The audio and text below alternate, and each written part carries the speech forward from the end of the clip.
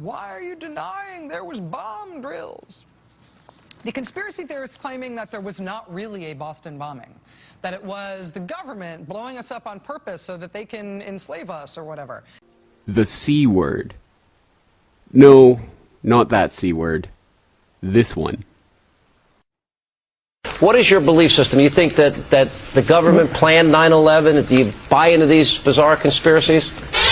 Very vocal 9/11 conspiracy theorist group erupted into the studio.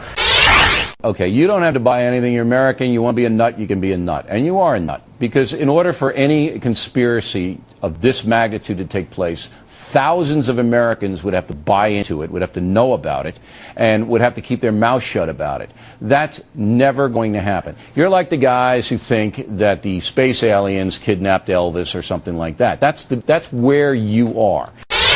That was University of Wisconsin professor Kevin Barrett, who has recently drawn criticism for plans to teach an Islamic studies course next fall that will incorporate conspiracy theories that the U.S. government was involved in the events of September 11th. I should say that, I'm pretty isolated on this in the West. I mean, a large part of the left completely disagrees on this and has all kind of elaborate conspiracy theories and about how it happened and why it happened and so on. But I think it just, first of all, I think it's completely wrong, but also I think it's diverting people away from serious issues.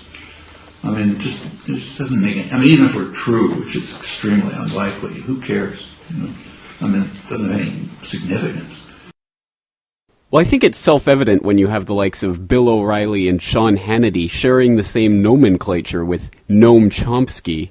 You have a very interesting type of put-down phrase being deployed, one that bears further looking into. Of course, everyone who's ever tried to raise any of the issues frequently dealt with by the Corbett Report in their daily conversations has probably seen the following scene unfold. Friend 1. Hey, did you hear that the man who funded the 9/11 hijackers was actually meeting with the heads of the House and Senate Intelligence Committees on the morning of 9/11? Friend 2. Oh, that's just conspiracy theory. Friend 1. No, it's right here. I have the Washington Times article. I have the Wall Street Journal article. It's right in these articles. You can read it for yourself. Friend 2.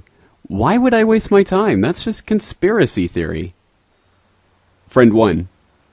Well, how about this article? It's from the Department of Defense. On September 10th, 2001, Donald Rumsfeld declared a new war. A war on bureaucracy, because apparently the Pentagon had lost $2.3 trillion, and he announced it on the day before 9/11. And one of the offices that was actually hit at the Pentagon on the morning of 9/11 was the Budget Analyst Office that was working on finding where that $2.3 trillion went. I mean, that's actually the same size as the entire annual federal government budget in this same year. I mean, that's incredible. Friend 2. No, that's just conspiracy theory. Friend 1. But did you see E. Howard Hunt's deathbed confession that he was part of the plot to assassinate John F. Kennedy and that the plot went all the way up to Lyndon Baines Johnson and was orchestrated by the CIA? Friend 2. You're just a conspiracy wacko. I'm going to stop talking to you now. It's self-evident that this phrase is designed to simply stop conversation from proceeding into areas that the person who's listening finds uncomfortable. It has nothing to do with the evidence that's being provided. In fact, it's a way of stopping people from presenting evidence. It's a rather bizarre way for a conversation to proceed when you really start to examine it at a verbal level. One clear example detailing just how ridiculous this manipulation of language can be comes from famed scholar, writer, researcher, and author Michael Parenti. He gave a talk about the JFK assassination and what it tells us about the gangster nature of the state at Berkeley, California, on the 30th anniversary of the JFK assassination in November 1993. And what it is so compelling about the JFK assassination is how nakedly the gangster nature of the state is revealed. It is an awakening. And to know the truth about the JFK assassination is to create a delegitimating force that calls into question the entire state system and the entire social order it represents. And this is why for 30 years the mainstream press has suppressed or dismissed out of hand the findings about JFK's death. The findings of independent investigators like Peter Dale Scott, Harold Weisberg, Carl Oglesby, Mark Lane, Anthony Summers, Philip Melanson, Jim Garrison, Cyril Wecht, and dozens of others. They're called assassination buffs. They're not buffs. Even that word is a limiting and marginalizing and diminishing term. A buff is a kind of a hobby pursuer, you see. It's a kind of a quirky person who follows quirky little interests. Would you talk about Holocaust buffs, would you? No. They are serious investigators of a very serious crime, which leads to all sorts of serious understandings about the criminal nature of the state.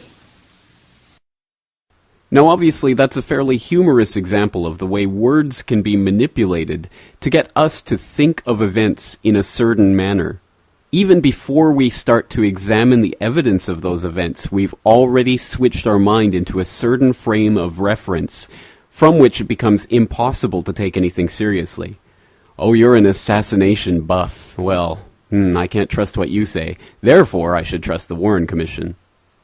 Phrases like assassination buff, or conspiracy theorist, or conspiracy nut, or conspiracy wacko are effective precisely because they get us to stop thinking critically, to stop attempting to make sense of things that we see unfolding before us, and simply allow the experts to tell us exactly what to believe on this matter. And for those Chomsky acolytes out there who continue to worship this man and everything he says, that is exactly what he is saying to you. He is saying, stop thinking about these matters for yourself, because the experts will decide on them and tell you what to think. And even if it's true, it's not important. Go back to sleep. Go back to sleep.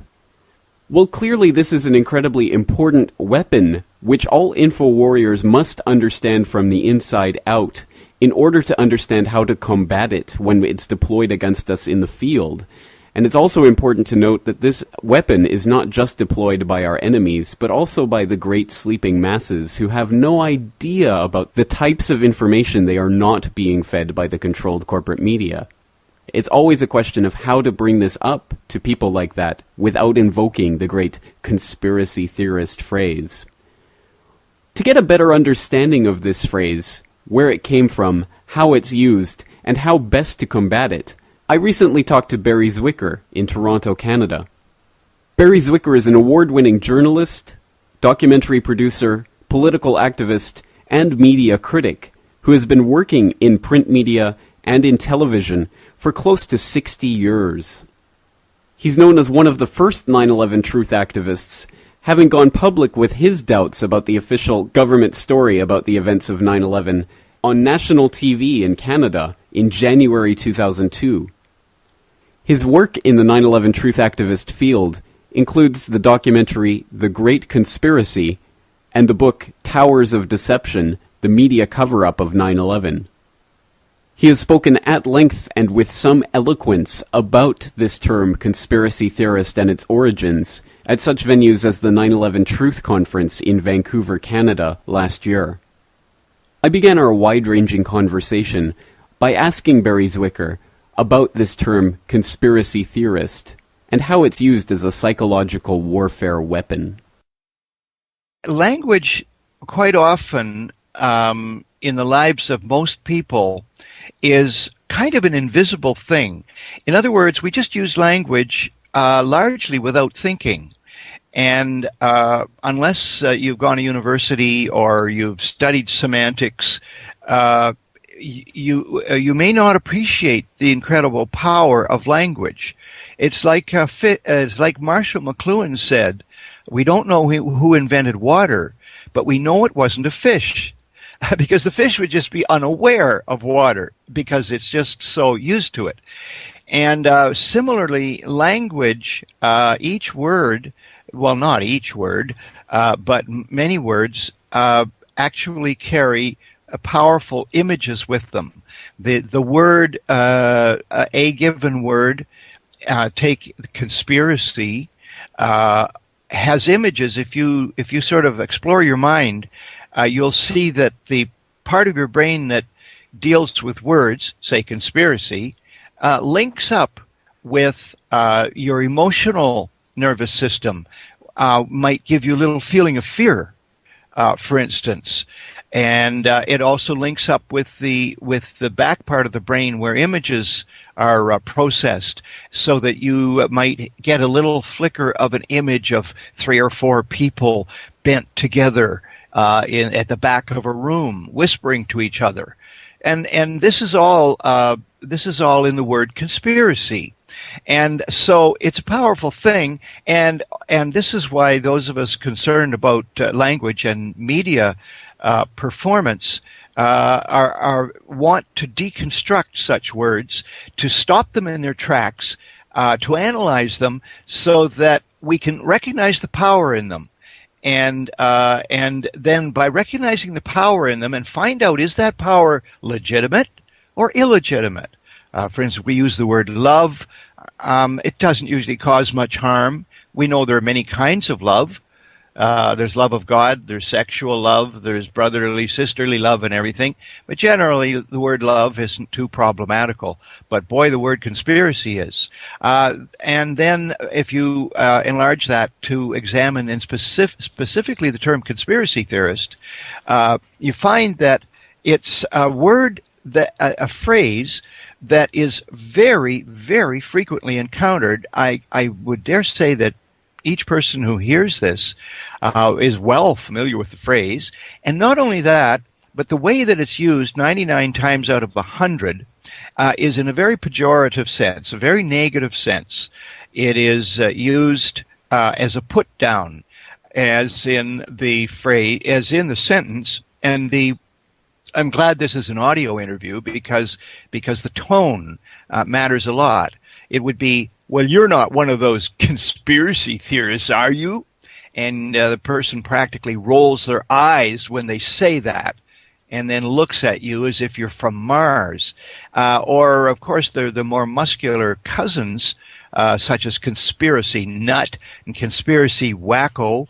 And then another synonyms that are frequently heard are, a tin hat wearer, or a person with aluminum foil on their head, or a member of the Grassy Knoll Society, which refers back to the JFK assassination.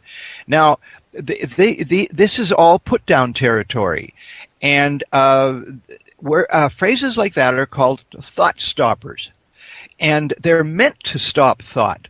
They're meant to derail anybody questioning, for instance, the official story of how JFK was assassinated. They're meant to stop questioning of anybody who's going to question how 9/11 happened, who is behind it, and is the official story legitimate. So these are very powerful language tools. Now, they turn up in the New York Times, they turn up in novels, they turn up everywhere. I mean, if I were to collect all the examples of the use of the term conspiracy theorist, conspiracy theory, conspiracy nut, conspiracy wacko that I've encountered, I'd practically be able to fill this room with clippings and so on. And in the chapter I wrote on this subject for a book published in Italian not so long ago, a book called Zero, which has a companion DVD.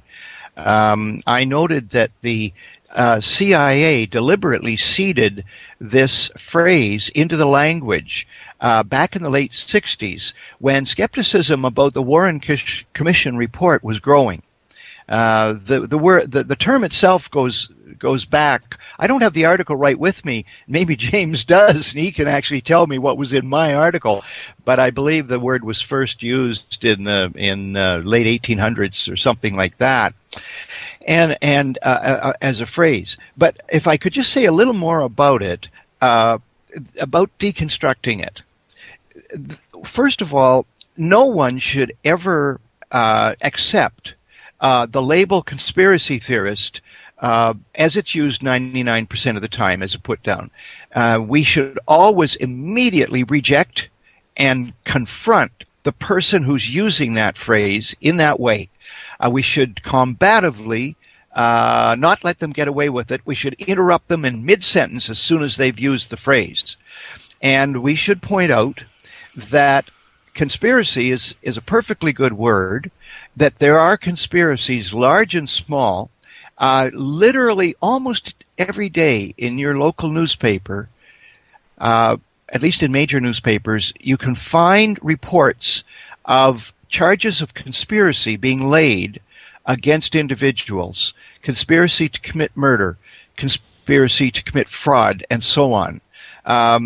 Martha Stewart was convicted on conspiracy charges, had to do with evading income tax. It's very common, and it's a charge. That is the charge of conspiracy in the criminal code of almost every country. Every country, as far as I know. And the reason being that it's a very important crime. The crime of conspiracy is when two or more people communicate together for the purpose of committing a crime and take at least one step toward committing that crime. Now, obviously, this happens a lot. I mean, how many crimes are not planned? There may be some that are just pass-by crimes where some kid is passing by a car and just on a spur of the moment decides to smash in the window and steal the stereo. Okay, so there was no conspiracy. There was just the crime. But most important crimes like bank robberies and starting wars and so forth involve people getting together in secret and planning the crime. Bang, there's your conspiracy. So I don't need to go on more about the validity of the word conspiracy and what it represents. It's very, very important.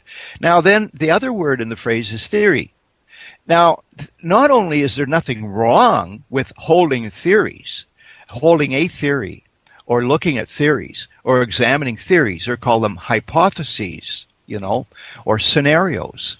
Or in the more human sense, hunches, as detectives have hunches about, who killed the person whose body is lying there, but it's not only that there's nothing wrong with it, but it's that we engage in theorizing all the time, and science proceeds largely on a platform of theories being created, formed, manufactured, fabricated, if you will, just out of the heads of scientists that could best explain a set of circumstances or a series of data or evidence. And so it's a matter of recognizing a pattern in the evidence. In the case of a murder, there's a gun and there's some blood and there's a bullet casing and so on, and then the detectives find out did the victim have enemies, and it turns out the victim had 3 enemies, and was anyone left seen fleeing the scene, and it turns out somebody in a green coat was, and so on. And then they say, well, it looks like this number 3 guy who always wore a green coat and owns a gun. It looks like our theory is that he's the top suspect. This happens all the time. And in science, of course, it's even more important because scientists, in a very dispassionate way, they look at evidence and then they say, well, it looks like the best theory to explain this evidence would be theory A. And then all the scientists go back to their drawing boards and they get more evidence and so on. And when they get more evidence, then they say, no, you know what? Series A doesn't explain this fact. Theory A, that is, theory A could not be true because just of this one fact, it just doesn't fit theory A. So, well, then they come up with theory B. And this is a terrific way of proceeding. It's called the scientific method. It's the best way we know of trying to reach truth. That's a big, big word, truth. And in one way, every theory remains a theory. It's a theory that the Earth goes around the sun and always will. Well, maybe if we go off orbit, that theory will then have to be replaced by another one that says every 3 billion years, we leave orbit. So conspiracy theory is simply a theory that there is a conspiracy. Now, we know there are huge numbers of conspiracies, and a lot of them are top-notch conspiracies, such as the conspiracy to kill JFK. And this is why the CIA, which was involved in killing JFK, its propaganda arm came up with the idea of asking all its media assets, people who are publishers and executives of TV stations back in the late 60s, and people who were book reviewers, to begin calling people who questioned the Warren Commission findings about the lone gunman, to begin calling them conspiracy theorists.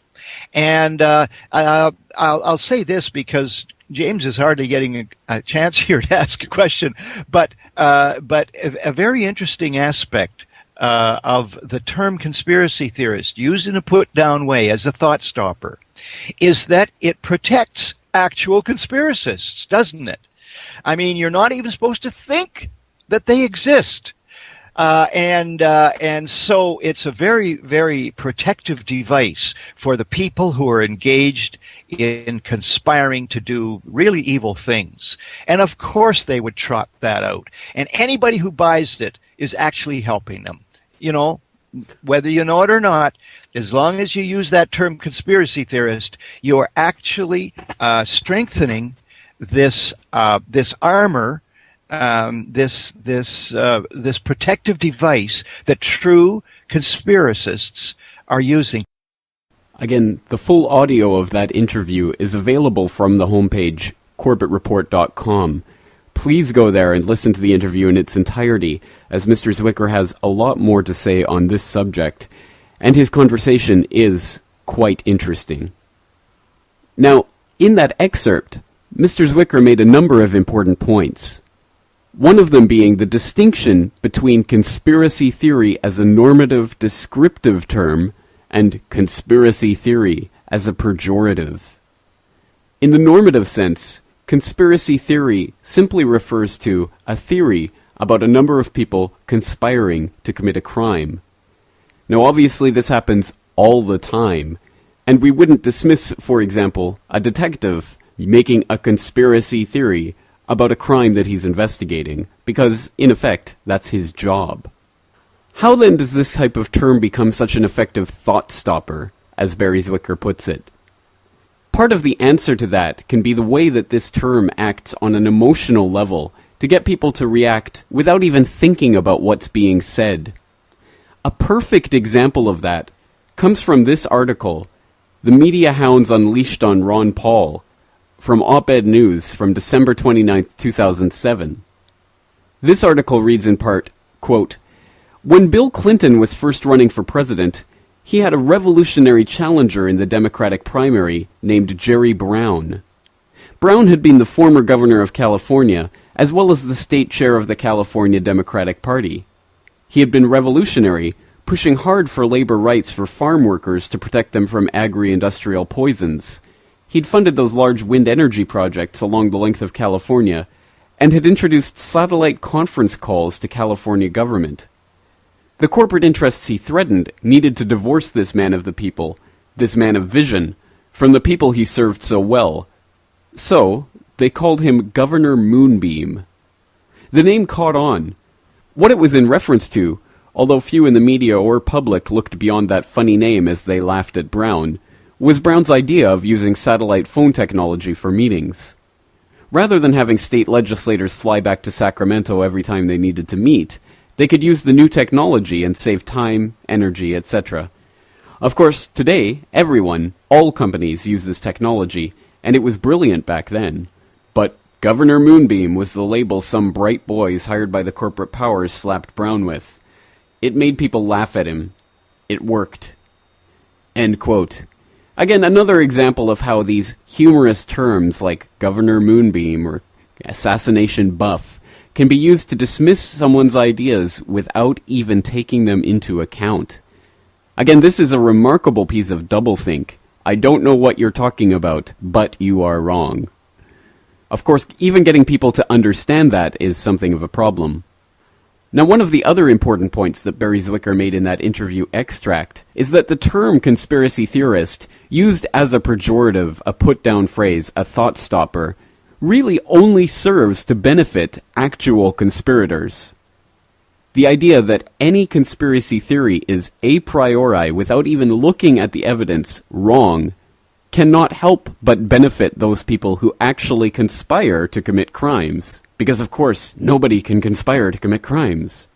In fact, this phrase is so effective at getting people to stop questioning events like 9/11 that those of more cynical nature might even think that this term was first embedded in the popular culture by the very types of people who commit these types of crimes. But perhaps that would be conspiracy theory. And if that is a conspiracy theory, then one of the pieces of evidence to back that up, as Barry Zwicker brought up in our interview and as he's brought up in many of his other talks, is a document known as CIA document number 1035-960. Now that document can be found online, and again, please go to corbettreport.com and look in the documentation list of today's episode to find the direct link to this document, which is under the headline CIA Instructions to Media Assets. This article reads, quote, "This document caused quite a stir when it was discovered in 1977, dated 4/1/67, and marked Destroy When No Longer Needed. This document is a stunning testimony to how concerned the CIA was over investigations into the Kennedy assassination. Emphasis has been added to facilitate scanning." CIA document number 1035-960 marked Psych for presumably psychological warfare operations in the division CS, the clandestine service, sometimes known as the Dirty Tricks Department. Concerning criticism of the Warren Report. 1. Our concern. From the day of President Kennedy's assassination on, there has been speculation about the responsibility for his murder. Although this was stemmed for a time by the Warren Commission report, which appeared at the end of September 1964, various writers have now had time to scan the Commission's published report and documents for new pretexts for questioning, and there has been a new wave of books and articles criticizing the Commission's findings. In most cases, the critics have speculated as to the existence of some kind of conspiracy, and often they have implied that the Commission itself was involved. Presumably as a result of the increasing challenge to the Warren Commission's report, a public opinion poll recently indicated that 46% of the American public did not think that Oswald acted alone, while more than half of those polled thought that the Commission had left some questions unresolved. Doubtless polls abroad would show similar, or possibly more adverse results. 2. This trend of opinion is a matter of concern to the U.S. government, including our organization. The members of the Warren Commission were naturally chosen for their integrity, experience, and prominence. They represented both major parties, and they and their staff were deliberately drawn from all sections of the country. Just because of the standing of the commissioners, efforts to impugn their rectitude and wisdom tend to cast doubt on the whole leadership of American society. Moreover, there seems to be an increasing tendency to hint that President Johnson himself, as the one person who might be said to have benefited, was in some way responsible for the assassination. Innuendo of such seriousness affects not only the individual concerned, but also the whole reputation of the American government. Our organization itself is directly involved. Among other facts, we contributed information to the investigation. Conspiracy theories have frequently thrown suspicion on our organization, for example by falsely alleging that Lee Harvey Oswald worked for us. The aim of this dispatch is to provide material countering and discrediting the claims of the conspiracy theorists, so as to inhibit the circulation of such claims in other countries." End quote. Now you can go on and read the rest of CIA document 1035-960, and I recommend that you do. It would be important to note that this document was directly preceded by a marked rise in the use of the term conspiracy theory, or conspiracy theorist, to note an idea or a person that's not even worth considering, because it's so far out there. Now again, for my incredulous listeners out there, it's important to note that the idea that the CIA was implanting terms like conspiracy theorist in the popular culture through the corporate-controlled media is not in and of itself a conspiracy theory in the pejorative sense, but a conspiracy theory in the normative sense.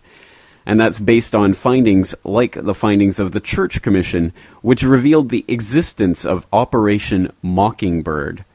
Again, I encourage you to do your own research on Operation Mockingbird, but basically it was declassified and admitted that the CIA was running an operation to place agents in places of influence in the corporate-controlled media in order to direct foreign policy of the United States and to plant stories, including black propaganda, in the United States domestic media outlets. For people who don't see how important this story is, I would suggest you go and read an article by Carl Bernstein, who in 1977, shortly after the Church Committee hearings, released a meticulously researched 25,000-word report in Rolling Stone magazine called The CIA and the Media. And again, I suggest you read that in its entirety to find out about some of the high-level agents that the CIA had in place in the mid-20th century working for them. And to think that simply because Operation Mockingbird was exposed, that it no longer exists, would be, shall we say, naive. So it's obvious that this is a psychological warfare term, as denoted by the psych label on the CIA document 1035-960. But then the question becomes, if this is a psychological warfare implement, what term could be used to more accurately describe, without the emotional baggage, the types of theories purveyed by, for example, the Corbett Report? When we're looking at a systematic use of conspiracy in the normative sense by people in positions of power to plot crimes and then try to cover that up in the controlled corporate media, what is going on here? And how can we describe a system in which black operations run by intelligence agencies can operate with impunity, never being exposed in the controlled corporate media because that media is itself infested with intelligence operatives? What do we call that type of system, and how do we usefully examine that type of system without employing the conspiracy theorist baggage? Well, some of my listeners might be surprised to find that there is not only a term to describe this, but an entire field of academic research. One of the progenitors of this term was Peter Dale Scott, a Canadian poet, English professor, and diplomat, who taught for many years at UC Berkeley. Peter Dale Scott has written at length about the deep state and deep politics, which is to say the myriad processes behind the surface politics which is pervaded in the corporate-controlled media, which really dictate what is happening at the surface level. An associated term with deep politics is parapolitics, or an examination of the way in which covert operations and secret meetings form an important part of public policy formation of most governments. This is now an important field of academic research, and one that's gaining prominence. I wanted to find out more about this term, parapolitics, so I put the question to Stephen Dorrell, who was featured in last week's episode of the Corbett Report. Again, Stephen Dorrell is a noted academic researcher and author who has written books on MI6 and some of their covert operations around the world. In our conversation, I asked Stephen Dorrell about the term parapolitics, its origin, and its scope of use. Parapolitics was a term invented and developed by Peter Dale Scott, who's a professor at Berkeley University. He'd been looking at the Vietnam War, and he was interested in the crossover between intelligence agencies and domestic and foreign policy. And previously, intelligence agencies have been regarded as kind of a separate unit, self-enclosed, self-contained, and that the politicians drew intelligence from it, but there wasn't really a crossover. So he began to look at that, and the obvious climax of that really was Watergate, where you saw the involvement of intelligence personnel in domestic affairs, and parapolitics kind of developed around that period. And originally I'd looked at American politics. I was very interested in American politics, probably knew more about it than I did about British politics. But in the early 80s, I decided that this was a bit silly and really should be looking at British politics and the involvement of British intelligence, MI5, MI6, etc., and were they involved in any way in domestic and foreign affairs here. And it soon became pretty clear that they were, and I started to look at the 70s and the alleged plots against Harold Wilson, the British Prime Minister, and you immediately saw the role of key intelligence personnel in that plot, both people within the services, but also people who had left, retired, but were still working, and also private groups, security companies, think tanks, etc., which involved intelligence personnel. So it's developed quite a lot now, and what you see is that whole idea of these separate, self-contained agencies isn't true, and I tend to see things in terms of factions. That the CIA is a massive organization, bigger than any other intelligence agency in the world. It isn't just one body. It is made up of different areas, and often within these different areas you might see different factions. The most obvious one in the past was probably the area of counterintelligence, where you saw a faction around James Angleton, which was extremely right-wing, paranoid, and very, very anti-communist. And there have been more liberal elements within the CIA opposed to that. Certainly, I think it's valuable to look at the factions within the intelligence agencies and how they might be playing against each other as much as working with each other. And in that regard, could you speak to the idea of compartmentalization within intelligence agencies and how agents might not even be aware of other parts of their own agency? I think that's a really good point. Intelligence as an area for study has become very big. It's one of those, quote, sexy areas that has developed quite a lot and is very popular. But they still tend to treat it very much like you were studying diplomacy, State Department, or whatever. And there's, quite correctly, a reliance on the documents, but intelligence isn't like diplomacy. A lot of it is carried out in corridors. There's very little actually put on record. And from what we know of intelligence records, often they are shaped in the knowledge that in somebody like me in 20, 50 years is going to read them. And so they are already shaped with that kind of view for public consumption. And within the agencies, they are very calm, very much in these discrete little units, compartments, whereby for security reasons one section won't know what another section is doing. But that creates within these organizations this high level of secrecy, which is often counterproductive, and they don't talk to one another. And again, you can see that very clearly with the Angleton period. And we know that some sections were talking to the others, and within those sections they kept private files which weren't available to other people, and Angleton even had kind of third files secretly stashed away in his own safe, which he didn't show even to some of his closest colleagues. So it's sometimes very difficult to get a view of an intelligence agency when it gets to that size of the CIA, because there isn't simply one view that is coming out of it. Angleton was so powerful that he was able to impose his own view of the world on different areas of the agency's work. Again, Stephen Dorrell is an excellent researcher and author, and our wide-ranging conversation touched on a number of topics about which he is very knowledgeable, so I would again commend that interview to my listeners. Please go to the Corbett Report homepage and click on the Interviews tab to find the interview with Stephen Dorrell. Now, the idea of the deep state, deep politics, and parapolitics is, of course, extremely fascinating, and for those serious researchers who are interested in the way that covert operations have an effect on public policy, it's some valuable nomenclature for starting to examine those issues.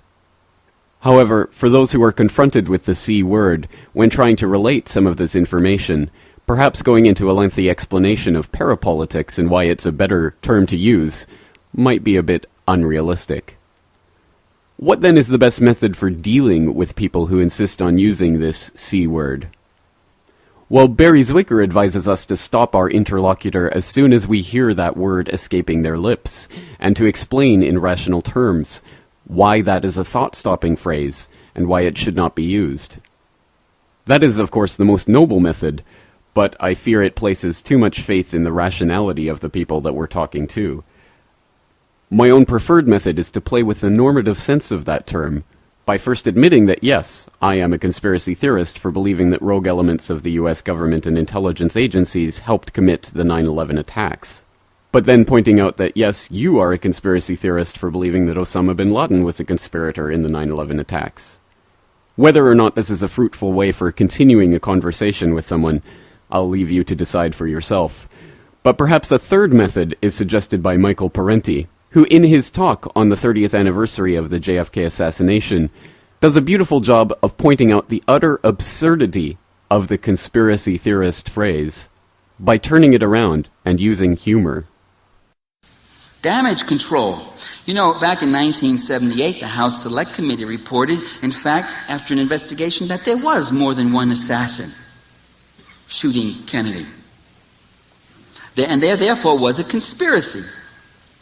In response, the Washington Post immediately editorialized in 1978, quote, "Could it have been some other malcontent whom Mr. Oswald met casually?" It gets better. It gets better. Could not as many as 3 or 4 societal outcasts with no ties to any one organization have developed in some spontaneous way a common determination to express their alienation in the killing of President Kennedy? It is possible that 2 persons acting independently attempted to shoot the president at the very same time.